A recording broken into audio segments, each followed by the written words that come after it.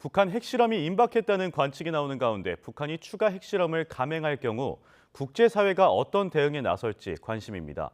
일단은 추가 대북 제재에 나설 것으로 보이는데 중국과 러시아가 반대할 수도 있는 데다 효용성도 크지 않을 수 있다는 평가입니다. 한현희 기자의 보도입니다. 임박 관측이 이어지고 있는 북한의 7차 핵실험. 국제사회의 우려가 쏟아지고 있지만 북한의 핵실험을 사전에 저지할 방법은 사실상 없습니다. 그렇다면 북한이 실제 핵실험을 감행할 경우 어떻게 대응할 수 있을까?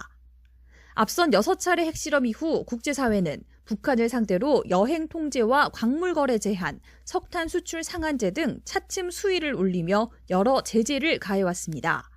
특히 6차 핵실험 때는 처음으로 북한이 민감하게 생각하는 유류 수입량까지 제한했습니다.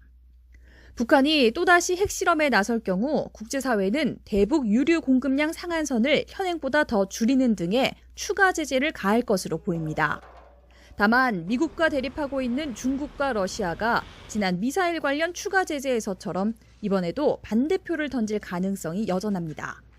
이럴 경우 아시아, 유럽의 주요국들의 독자 대북 제재망을 연계하는 방안도 고려될 것으로 보입니다. 하지만 가장 큰 문제는 이런 제재가 과연 효과가 있느냐는 것입니다. 북한이 중국 등의 도움으로 기존 제재를 회피해온 데다가 코로나19로 지난 2020년부터 국경을 걸어 잠그며 자발적 고립을 택해 지내온 만큼 추가 제재의 효용성이 크지 않을 수 있다는 평가입니다.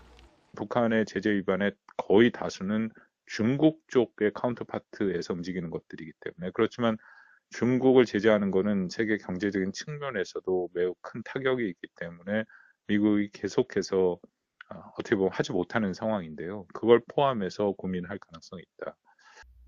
2017년처럼 미군 항공모함 전단을 한반도에 전개하는 등 강력한 무력 시위 방안도 거론되지만 실제 북한을 저지하거나 응징하기에는 역부족인 만큼 북한의 핵실험 준비 징후를 지켜보는 국제사회의 고민도 깊어질 것으로 보입니다. YTN 한현입니다.